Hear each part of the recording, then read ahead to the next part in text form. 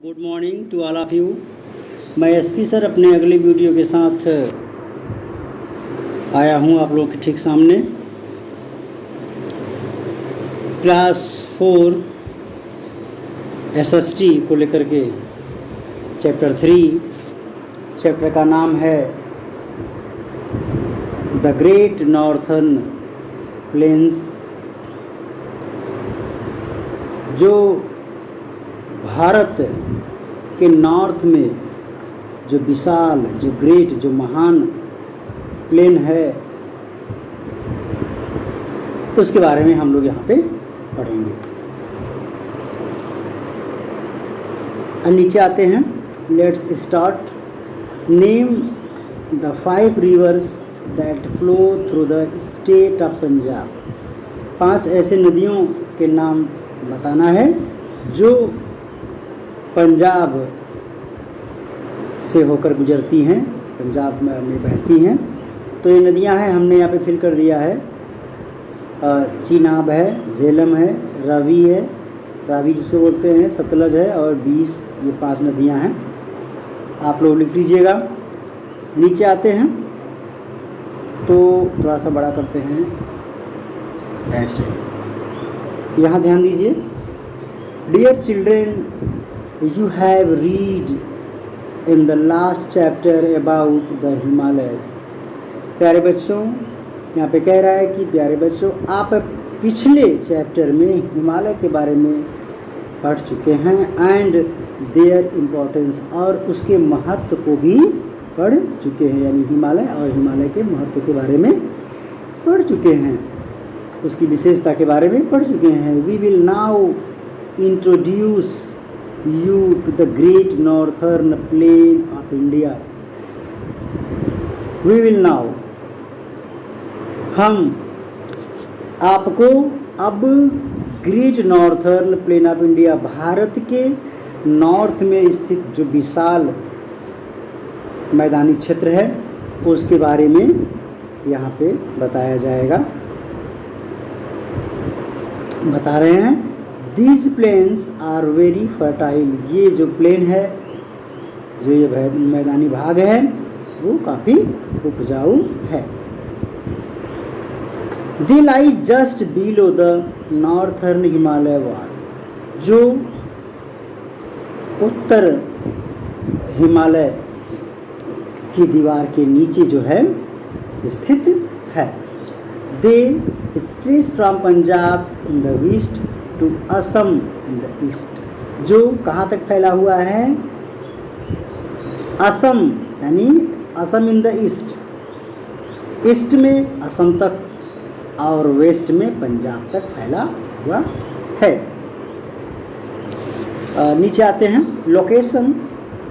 तो लोकेशन क्या है? नॉर्थर्न प्लेन्स और द ग्रेट इंडियन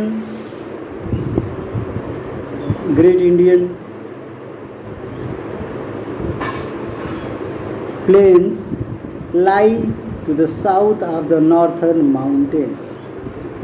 क्या कह रहे हैं कि जो भारत का विशाल मैदानी क्षेत्र है, वो कहाँ तक फैला हुआ है?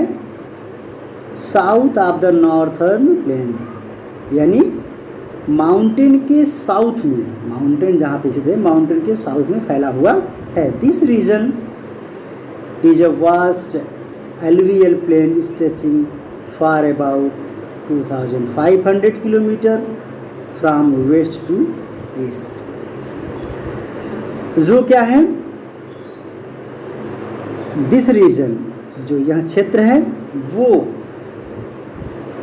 2500 किलोमीटर वेस्ट से ईस्ट तक या ईस्ट से वेस्ट तक फैला हुआ है। इसकी जो मिट्टी है, यानी जो विशाल उपजाऊ मिट्टी है, वो फ्लैट के रूप में पूरा फैली हुई है। इनफैक्ट वास्तव में it is one of the largest stretches of alluviums in the world. वास्तव में हम ये कह सकते हैं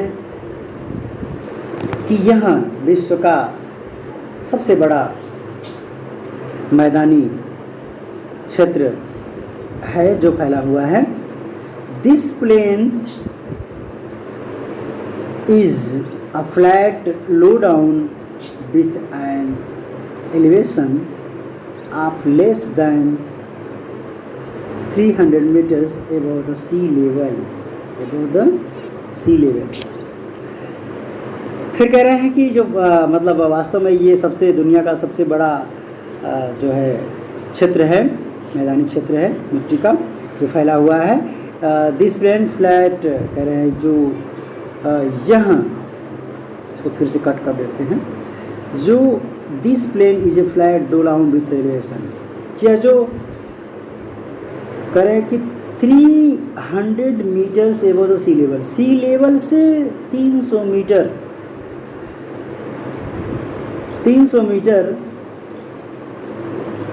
ऊंचाई पर, 300 मीटर ऊंचाई पर ये ज़मीन जो है फैली हुई है, जो काफ़ी उपजाऊ ज़मीन है, फैली हुई है।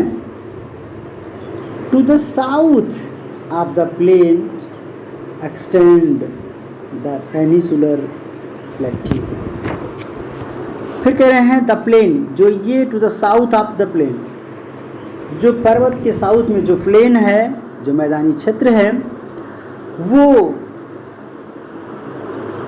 पठार और प्रायद्वीप के रूप में भी काफ़ी फैला हुआ है, बढ़ा हुआ है।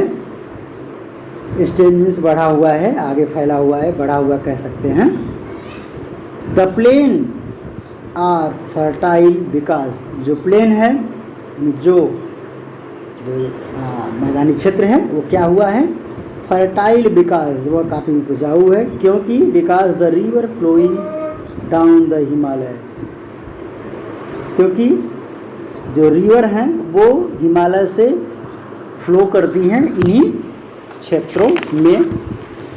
अब अगले पेज को टर्न करेंगे, उस पेज का बस यही थोड़ा सा मैं टॉपिक लिया हूँ, इसको देख लेंगे। मानचित्र बना हुआ है साउथर्न प्लेट्यू, साउथर्न जो है पठार का, प्लेट्यू मीन्स पठार फैला हुआ है, ये है साउथर्न यानी दक्षिणी पठार फैला हुआ है यहाँ पर। करें bring a lot of fine soil, जब हिमालय से जो नदियाँ बहती हैं, फ्लो होती हैं, वो वहाँ से फर्टाइल सॉयल को, अच्छी मिट्टी को, उपजाऊ मिट्टी को ले आती है। This fine soil is called alluvial soil, इस अच्छी मिट्टी जो वहाँ से बह के आती है उसे एलुवियल सॉयल कहते हैं, उसे एलुवियल सॉयल कहते हैं। The rivers which brings the soil are the, जब ये जो नदियाँ हैं वो कौन कौन सी नदियाँ हैं जो ब्रिंग्स करती हैं, जो उपजाऊ मिट्टी को वहाँ से ले आती हैं, उसमें ये इंदस यानी सिंधु नदी, the Ganga and the Brahmaputra, ये नदियाँ जो है उपजाऊ मिट्टी को इन मैदानी क्षेत्रों में, जो साउथ हिमालय के साउथ में मैदानी क्षेत्रों में ये मिट्टी ले आने का काम करती हैं।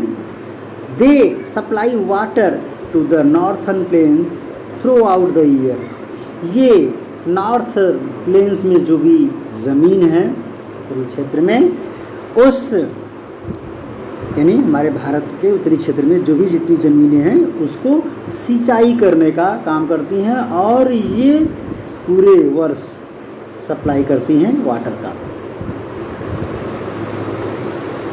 और दिस वाटर इज सप्लाइड, ये पानी आता कहाँ से है, आप सोचेंगे कि ये ब्रह्मपुत्र, इंदस, गंगा नदी पूरे वर्ष सप्लाई करती हैं मैदानी क्षेत्रों में, सिंचाई करने का जो है पानी सिंचाई के लिए भी उपयोग किया जाता है और सप्लाई करती हैं। तो ये वाटर आता कहाँ से है, this water is supplied to the river by the glacier, ये पानी जो रिवर में सप्लाई होता है ये ग्लेशियर से आता है। मैंने ग्लेशियर के बारे में पिछले चैप्टर में बताया था। ग्लेशियर वो होता है जो बड़े बड़े चट्टान होते हैं, और ये चट्टान आपके स्नो के होते हैं, बर्फ़ के होते हैं, जो धीरे धीरे पिघलते हैं और पिघलते रहते हैं कंटिन्यू पूरे वर्ष तक, इसलिए वो फिर पिघलने के बाद पानी का रूप लेता है, वही पानी जो है नदी का रूप लेकर के नीचे मैदानी क्षेत्रों में बहता रहता है। ठीक है।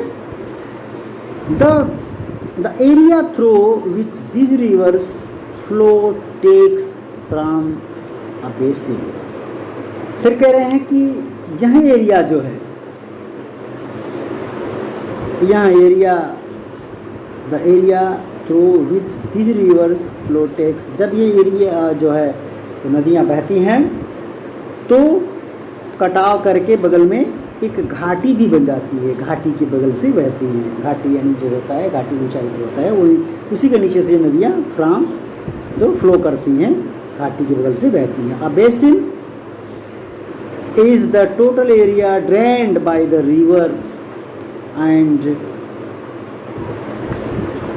जो ये एरिया है, जो ये घाटी का एरिया है, ये total area drained by the river and its tributaries.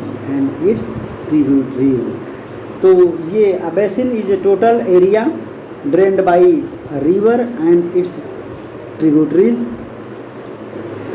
जो घाटी है इसके बगल में टोटल सूखा क्षेत्र होता है, क्योंकि भाई देखिए घाटी से नदियाँ बह रही हैं तो उसके ऊपर क्या रहेगा, सूखा रहेगा क्षेत्र। जो क्षेत्र रहेगा वहाँ का क्षेत्र, मैदानी क्षेत्र, वो क्या रहेगा, सूखा रहेगा। और इसके साथ साथ भाई रिवर के साथ साथ कुछ सहायक नदियाँ भी आकर के मिलती रहती हैं, ट्रिब्यूटरीज, सहायक नदियाँ भी बहती रहती हैं आकर के मिल करके। This rivers divided the northern plains into 3 basin. और जो ये नदियां हैं वो नॉर्थर्न प्लेन्स को, उत्तरी क्षेत्र को, मैदानी क्षेत्र को 3 बेसिन में, 3 घाटियों में डिवाइड करती हैं। तो यहाँ तक बच्चों पेज नंबर 16 तक हमने अभी ये पढ़ा, chapter number 3 the great northern plains. और इसके नीचे से अब हम लोग नेक्स्ट वीडियो में पढ़ाई करेंगे। तो इस वीडियो को आप लोग अच्छे से पढ़ लीजिएगा। 2 or 3 times reading your book, because without reading your book you can not understand any things. तो रीडिंग आना बहुत ज़रूरी है, रीडिंग करना बहुत ज़रूरी है। और एक वीडियो को जब समझ में आए इसको 2 बार 3 बार रिपीट करके उस वीडियो को समझने का प्रयास करें। जहाँ पे बिल्कुल न समझ आए वहाँ पे उस लाइन का इमेज ले करके मेरे पर्सनल व्हाट्सएप पे भेज सकते हैं। ओके बेटा, थैंक यू।